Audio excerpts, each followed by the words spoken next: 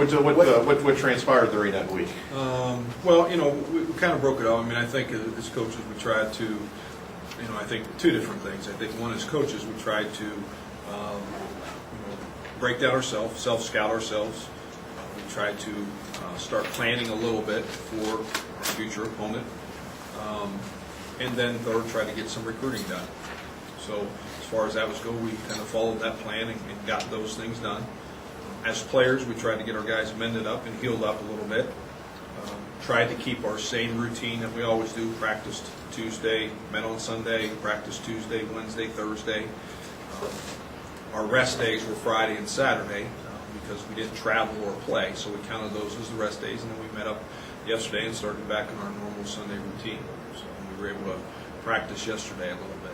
What do you sense is the biggest accomplishment team-wise coming out of that? Well, you hope you're rested. I mean, you hope that's the number one accomplishment. I mean, that's everybody that you talk to, Jim. I mean, it's kind of new for us, but everyone that you talk to, everybody that I called this summer to find out what you do in open weeks and all those, I mean, that's the number one thing. And they want their teams to be, really the freshest they've been since, that was the whole thing. And we tried to, and it's a fine line of, as I said last week, of coaching football and getting better as a team and yet being rested. So we hopefully try to do the right things. Did you get an early jump? As a coaching staff, did you try to get an early jump looking at Southern Illinois? Well, you do. I mean, but you do. There's no question, Dana. You do. But you also spend some time on yourself. What you can and cannot do. What has been good through Game 6. What hasn't worked through Game 6. Obviously, try to get rid of the stuff that's not working and find ways to be a little bit more creative and yet simple with the things that are working. But historically, for the program, it looks like 24 of 27 games following a bye has been a victory. So that works out pretty good. It's perfect. So that does work out then. Yeah, it does. And again, it seems like we've always been later in the year. I don't know.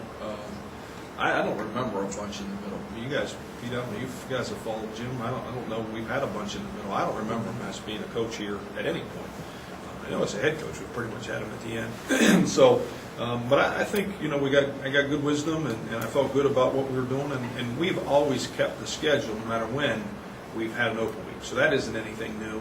Just did a few different things trying to help our guys get healthier and rested a little bit better, maybe than we've had in the past. Without giving away any state secrets, what kinds of things maybe have you either discarded or de-emphasized as a result of self-analysis? We de-emphasized the stuff that didn't work, and kept the stuff that did. But I mean, that's and I'm sure on film people watch and they figure it out too. And then you try to find some things that you want to have a few cards in your hand or wrinkles or whatever. You don't. We've kind of had stashed some stuff away that we had not used going into the first 5 games. And again, you don't want to be the same team every week. We always try to add a play or a formation or a defense or a blitz. I think everybody does that. I think you always want to have one to the good that they haven't seen. But you're really trying to simplify and do the things better that you do good. And again, get rid of the things that just have not been successful if you try them for 6 weeks. If they're not working, they're not working. You can't be afraid to get rid of them. Southern Illinois has been a pretty tough place to play, and then that group coming off a pretty big win over the weekend, kind of heading in a tough situation. Well, they're a very good football team. The places that you play are, again, can be difficult no matter what. I think the people that you play are always the key to those guys that put on the pads. I think they're an outstanding football team. They're a very veteran team. I think there's 19 out of those 22, or maybe even 20 out of 22 are juniors and seniors. I think 13, 14 seniors. So they're a veteran team. They play like it. They don't beat themselves. They have not, to this point, beat themselves. They don't turn the football over. They just play good, solid football. And we're going to have to do the same. And I think it's true to stretch that we're in. I don't look at this game any different than I'm going to look at the next 4 games afterwards. I think you're just in the grind, and you're going to have to play your best football. And that's what you have to do this time of year. John, were you surprised? I know the answer, but that they went into Northern Iowa and won? Oh, I don't know. I'm never surprised at anything that happens in this conference. I think it tells you how good a football team that they were able to win and do that. They won the turnover margin in there, and that's critical. And you know, I just am such a believer in that. I think the one game they've lost the turnover margin was Marshall. And I think that's the game they lost. So I think those are winning the turnover margins key, and we're going to have to find a way to get some if there are, and we're going to have to take care of football on offense. You know, those keys don't change. Kareem, is he one of the best backs in the conference? Well, I think he's as good a back as we've seen. I think he's as good as the guy Pitt. I don't think there's any question. I think he is the best tailback we've played to this point. I don't think there's any question. I think he's as good as, you know, maybe comparing, but it's an opinion. But I think he's as good as the guy Pitt. What makes him so good? He's fast. He's strong. He's thick.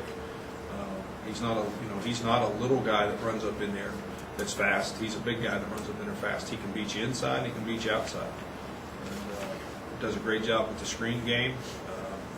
You know, he just again he's waiting for you to make a mistake and then he can be gone. So he's very, very athletic, very fast, and he's very strong. I mean, he's not a. I mean, it's, you know, as I told our guys, we're going to have to team tackle. He's a guy we're going to have to run to the football. You know, and we're going to have to, you know, play pursuit team defense. They've had success throwing the ball. What's contributed? Because they're running the ball so well.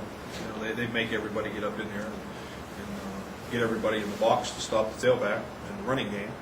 And in turn, when you do that, then obviously the passing game's better.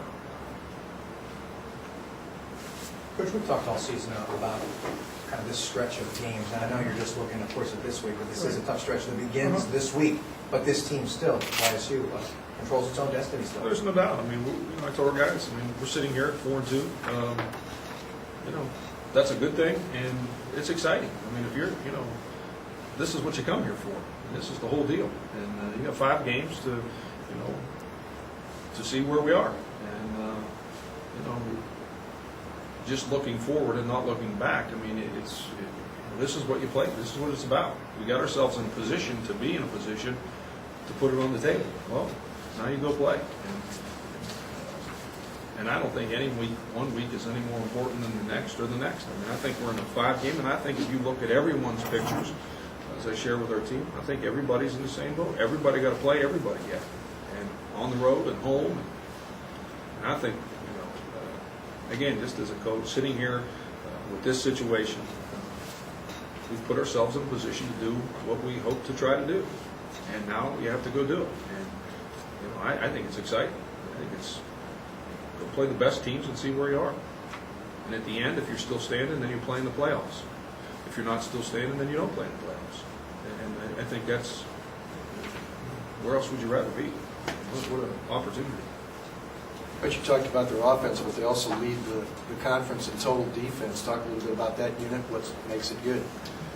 Well, you know, again, they've got veterans. You know, they're playing, you know, second year, I think, in this system now. They're veterans. Again, I think anytime you're playing with those guys, they handle situations. You know, they know how to get in and out of situations. I think their linebacking core is excellent. So I just think they're veteran guys that know what they're doing. They do a lot of blitzing, and you know, they play the 30 front or the 50 front, however you want to determine it. But just do a lot of stunting and blitzing, and they put pressure on you. And you know, I think that's what makes them, again, their defense is a little bit different. We're fortunate a little bit. We've seen some of it already this season, so it helps a little bit, but not with, you know, the folks that they're playing with. And that's a little bit different.